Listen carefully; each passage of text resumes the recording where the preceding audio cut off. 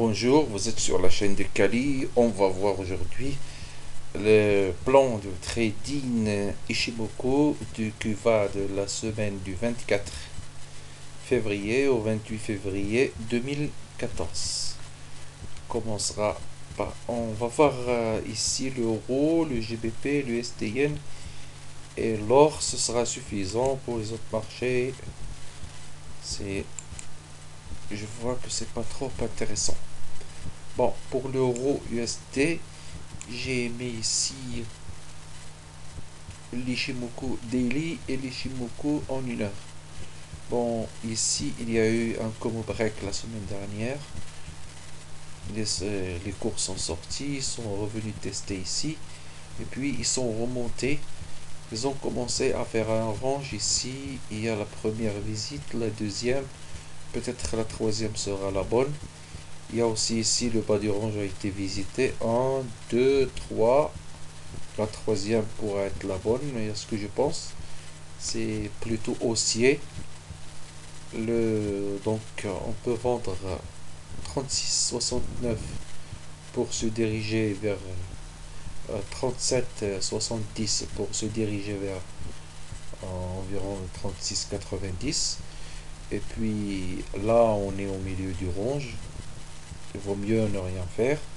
Donc, si demain on trouve que l'euro USD se pose sur ce Tenkan Daily, on peut acheter pour viser le haut du range ou encore plus haut.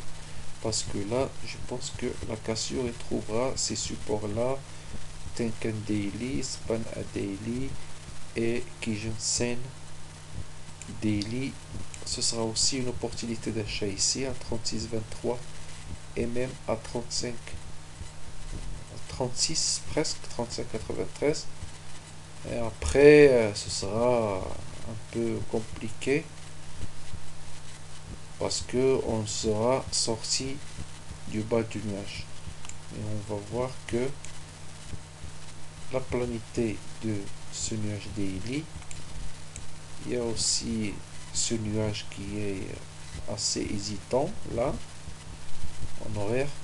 Donc on doit ranger encore un peu en attendant les stats qui seront assez fortes cette semaine. Donc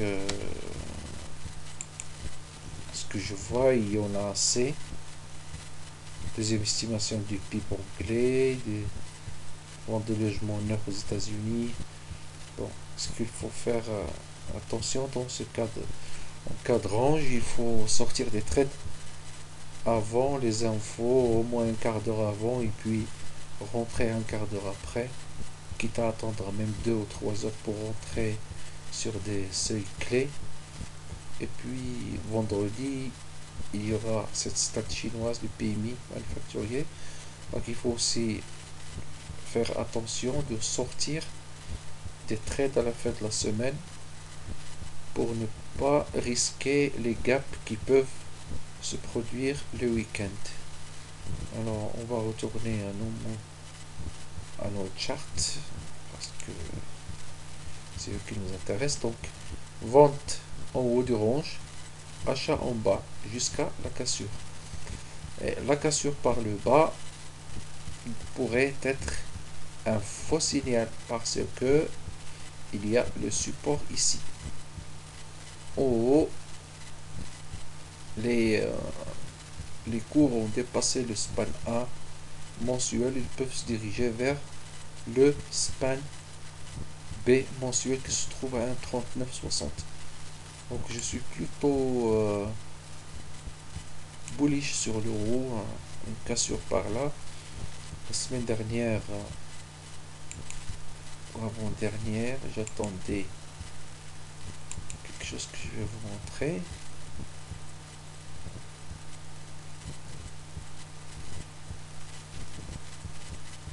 J'attendais une sortie de ce range pour acheter vers le haut qui était entre le Tenkan et le Kijun.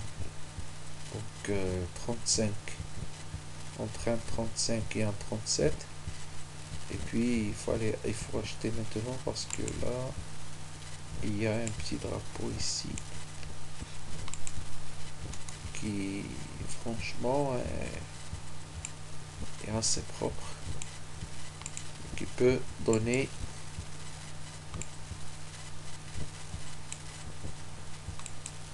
une direction vers les 1,42 peut-être. Ici 1,40. Donc on peut arriver à 1,40, mais attention au span B mensuel à 1,39,50 vers ces environs, et puis il y a un 38,40 aussi, c'est une résistance très forte, donc il faut y aller doucement et faire gaffe aux stats qui auront lieu la semaine. Il y aura beaucoup de mèches, ça c'est presque sûr. Donc si on retourne ici, le plan de la semaine, vente ici, achat ici, ou ici, ou même un dernier point d'achat, il se trouve là, à 36,24, pour viser un 38,40 dans un premier lieu. Et puis, si l'euro a plus de courage, il ira à 39,40, parce que il est là, il est haussier vu ce Kumo break qui a été confirmé par la sortie du Tenkan par là. On verra GBP. GBP, c'est simple, il a fait ce drapeau. Maintenant on doit attendre une cassure par le haut, une sortie par le haut du drapeau, mais il faut sortir de ce nuage H4 1,67. Sa cassure en clôture H4, elle peut nous mener vers 1,70. Il y a ici une tête de Shinko qu'il faudra aussi passer. Il faudra passer ici 1,68.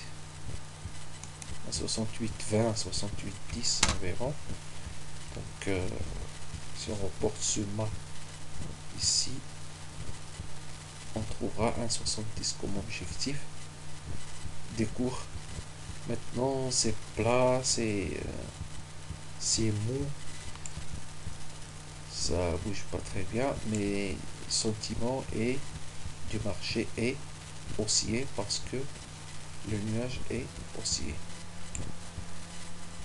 Donc GBP, si on veut vendre, c'est 1,67. Si on veut acheter, c'est le 1,65, 70 et même 1,65,40. Je suppose aussi qu'en cas de cassure par là, qui jaune daily, on peut descendre à 1,64,40. C'est aussi un point d'achat parce qu'on restera toujours au-dessus du Kumo span. Donc on peut acheter. Donc c'est ça les niveaux du GBP. On passe au USD-Yen. L'USD-Yen, il est dans le nuage daily, ce vert là. Il a touché le bas du nuage et il est en train de montouiller doucement, parce que là il a fait un deuxième plus haut, un dernier, un plus haut, plus haut que le dernier. Les plus bas sont plus hauts que ceux d'avant. Il montouille doucement, mais il monte. Donc je m'étonnerai pas, ça m'étonnerait pas. Les points de vente c'est 102,80 ou 104 vers 104, 104,10. C'est ça les opportunités de vente. Et même 103,06. Point d'achat Tenkan Daily 102,11 ou le span B Daily 101,50. Point d'achat, mais normalement il doit rester ici dans ce range avant un décalage pour les stats qui vont venir pendant la semaine. Donc la cassure par là à 102,80 mène vers 104 et la tenue ici mène vers 102,13, puis le bas de ce canal. Donc Le SDN ne deviendra baissier que s'il casse le canal là. Ce canal ici, s'il le casse. Mais attention, au bear trap, il se peut que l'on descende jusqu'au support ici. Ce nuage plat, c'est un support hyper solide. Donc il se peut qu'on fasse un bear trap ici, puis on monte. Parce que logiquement, j'attends une cassure à 102,80 pour que ça monte encore plus. Si on le voit en H6, c'est plus clair.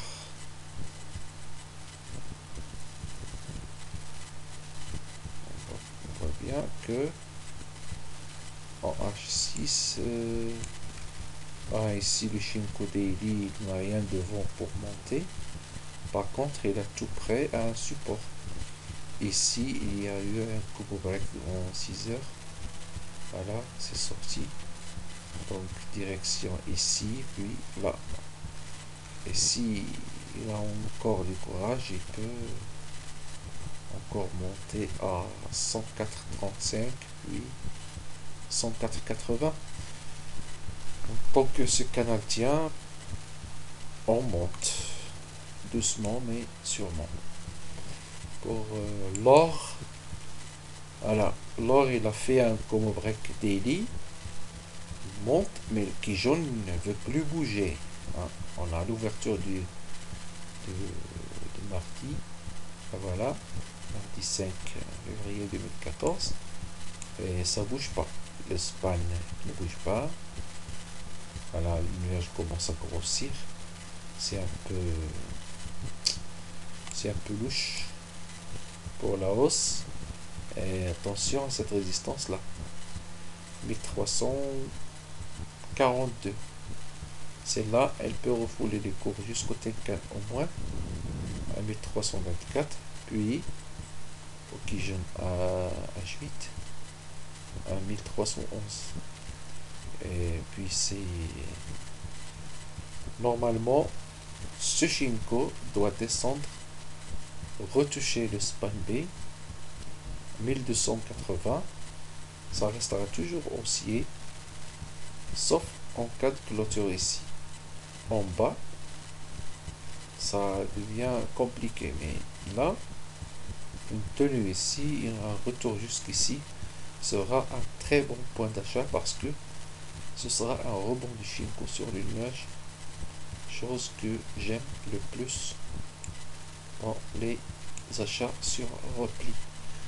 Donc l'or il est haussier à condition de casser 1342. 1342 risque de causer une réaction épidermique pour baisser encore un peu. Il est fort, il est bien, mais il faudra, parce que le haut du range que j'attends, à vrai dire, c'est celui-là. C'est là que la cassure donnera des explosions très fortes. Mais là, on est toujours dans le range. Et tant mieux, on passe doucement, mais sûrement, si on met des Fibonacci sur ce range. Alors, on est à 61,8. En général, le dépassement du 61,8 annule la tendance qui était déjà installée auparavant. Donc l'or vend ici vers 1311, 1306. Et puis l'achat, meilleur point d'achat, c'est 1290, 87,50. Meilleur point d'achat. Et puis le haut du range pour viser le haut du range à 1421. Ce sera tout pour cette vidéo. Bon, je vous ai donné mon plan pour la semaine et à bientôt.